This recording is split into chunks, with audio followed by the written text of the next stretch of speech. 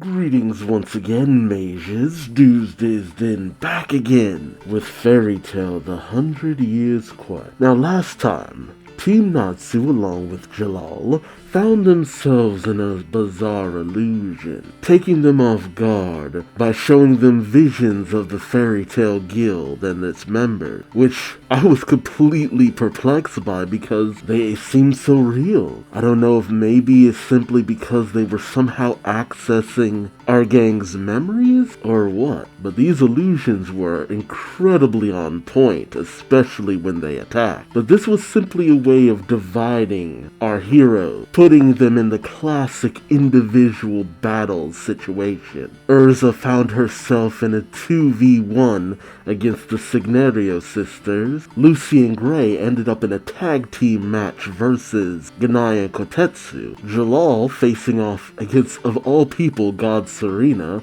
who is the toughest in Ishgal. Ishgar. And as it turns out, Duke Boroborua has taken Wendy, Carla, and Happy hostage as Natsu comes and confronts him. I combined Natsu and Duke and got Nuke. But just as I questioned the fact that Boroborua had discarded Athena previously, my suspicion that maybe he had some kind of backup in the work was true, as he introduced Athena 2, created from the combination of Rogue and Wendy's powers, a combination Shadow Wind Dragon slaying alchemic doll. And while Natsu has gone up against Rogue's powers, especially with the future Rogue that had both light and dark powers, so a combination Dragon Slayer isn't something that he's not used to, he did struggle against the original Athena. Will Natsu come out on top in this rematch as well as our other heroes? Or will they end up really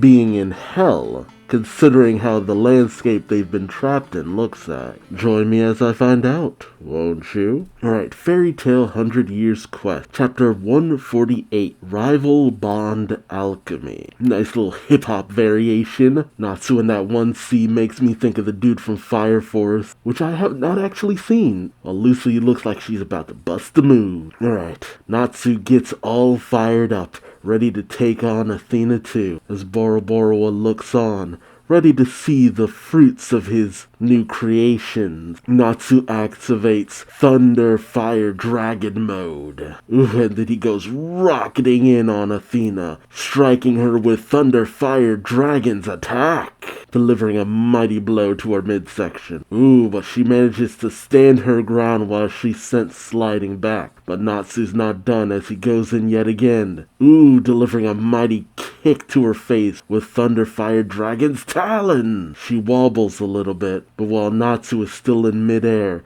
she sends out the shadows to strike at him. But Natsu does some backflips to get away. Gotta love how agile Natsu is. Ooh, he even dodges and weaves between the shadow strikes, getting in close to Athena. Again, because he knows Rogue's power. And as he gets in close, he uses Thunder Fire Dragon's Fang, delivering two powerful slashes to Athena. Oh geez, really powerful, because it looks like he really cut into her. So unless this version of Athena has some kind of regenerative capabilities, which to a certain degree would maybe make sense, or Boroborua can repair her. But this doll begins to crack. But Boroborua does not seem deterred. He simply smiles and says, "So you have Thunder Dragon power as well. But my Athena 2 has another power too." Ah, of course. Well, no. To a certain degree that doesn't make quite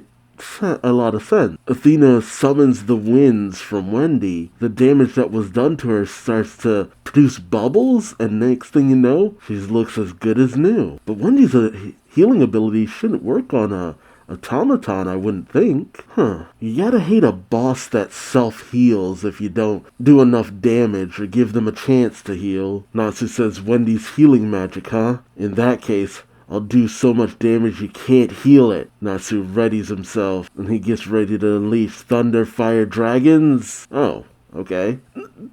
it feels like the manga lately has been just doing that, where it'll just interrupt an already in progress action scene with another action scene. Not saying it's bad or that other series don't do that, but it's where we don't just kind of get to what feels like would be a more appropriate stopping place. But we cut over to Gray and Lucy, with Lucy opening the gate of the lion. Loki! And as Loki shows up, he says, "Long time no see, Gray." And Gray just tells him, "Just lend us a hand." Loki says, "You got it." Loki says, "You got it," and unleashes his Zenith of Regulus, which is essentially just a solar flare most times, pretty much taking Ganai and Kotetsu off guard, as Kotetsu questions, "What's this light?" giving Gray the opening he needs to use Ice Geyser, completely encasing Ganai and Kotetsu in ice. But while they're frozen solid at first, suddenly the ice rapidly starts to melt, much to Gray's shock as he shouts, "What?" And the ice around Kotetsu breaks apart. The ice then starts to turn into something. This Kotetsu's power? I don't think we actually learned what Kotetsu could do. Lucy says the ice turned into steel. Dude, where's the Gajeel when you need him? Gray says, "Crap," and Kotetsu commands the steel that he summoned, saying, "Take that," launching all of the steel pillars at our heroes. Thinking quickly, Lucy summons Ares, who immediately pops in saying, "Yes, I'm sorry," and she uses Fluffy Wool Shield, and all of the steel immediately just bounces harmlessly off. The ultimate defense, much to Kotetsu's shock. Ganai says, My, I see. I've seen now that the woman is more troublesome than she appears." And Kotetsu agrees. Grace tells him, "Told ya," while Loki and Ares cuddle up to Lucy. Loki saying, "Because Lucy's my wife." Calm down, buddy. And Ares says, "And she's incredibly kind." Aww. Meanwhile, using his own summoning magic, Kotetsu summons Sai, who just pops on out. He says, "Yes, I'm here." Can't forget about Sai. Sai says, "Yes, I'm here." Gray questions he's still alive, and Kotetsu says Master created us with alchemy. As long as he's around, we can't die. Which kind of makes it sound like Sai's doll too. And Gray thought Sai was dead? I just figured he was, well, I guess because he was converted into something else. It's like, okay, that killed him, but it's like, wouldn't think so. I just kind of took it more like Ganai was just sending Sai away. But Ganai tells Sai, "Seal away that woman's power, my." And Sai says, "Yes." Sai uses his ability, Bond Alchemy. Think of the weakest person you know. And Lucy thinks, weak. Gray tells her, "He'll switch your body with whoever you think of. It's a trap. Think of somebody strong." Lucy thinks, strong? Sai then tells her, "Someone who's too strong? So strong you hate them? Yes, they can be strong as long as you hate them." Wait, that sounds like a trap. Lucy thinks, is legit thinking about it. Someone strong that I hate. That's... Gray thinks, if he switches her with someone she hates, she probably won't be able to use their power because she's so repulsed by them. Does Lucy really hate anybody? I mean, I would think an enemy. I mean, she's gone up against some real weirdo, like the one sumo dude she took on Tenrio Island. Ganai then tells Sai, My, what a lot of fuss. Change her into a dog or monkey instead." Sai tells him, "It ain't that simple. I can only switch bodies with someone they're thinking of." Ganai questions, "You turned this man into a gem, no?